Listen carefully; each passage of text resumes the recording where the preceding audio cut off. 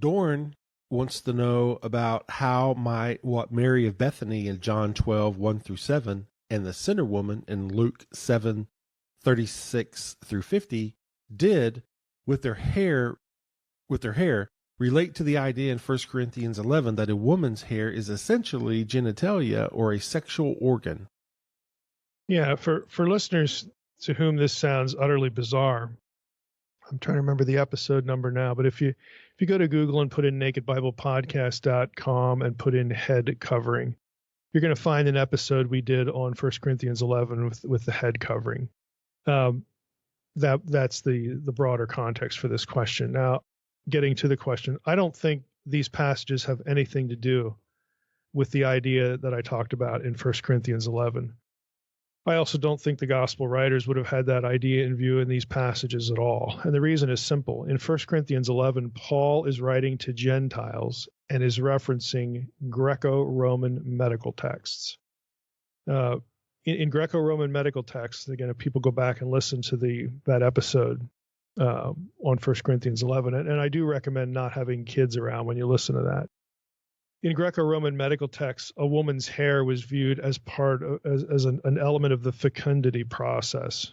The longer your hair was, the more able or the more apt you are to get pregnant, because they believed that long hair, drew the semen up into the woman's womb, and then the results ensued. She'd get pregnant.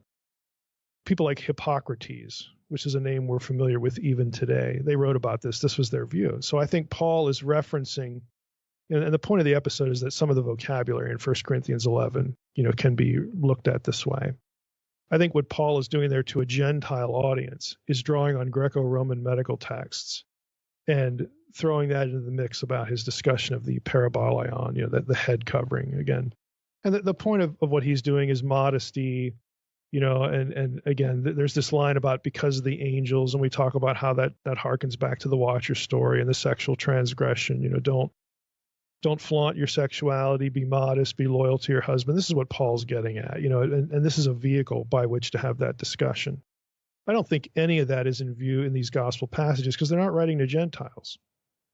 This isn't the Jewish view. This is the Greco-Roman medical text view, a view, common among, pagans, if you will, but, Greco-Roman stuff. Now, I think Paul, having read that stuff and being familiar with it, Paul seems to have adopted, the same thinking, but there's no, there's no vocabulary, or there's no, there are no other clues in these other gospel passages that Jesus is, for instance, being solicited. It's very evident in the context that he's not. They're repentant, whoever these women are, and so on and so forth. There's nothing like this going on in those passages. The context of 1 Corinthians 11, especially to the Corinthian church, which is they had just about every problem of sexual immorality that you can think of, is quite different than the gospel passages. So I don't think there's any reason, any contextual or textual reason to look at these gospel passages in the way we would look at 1 Corinthians 11.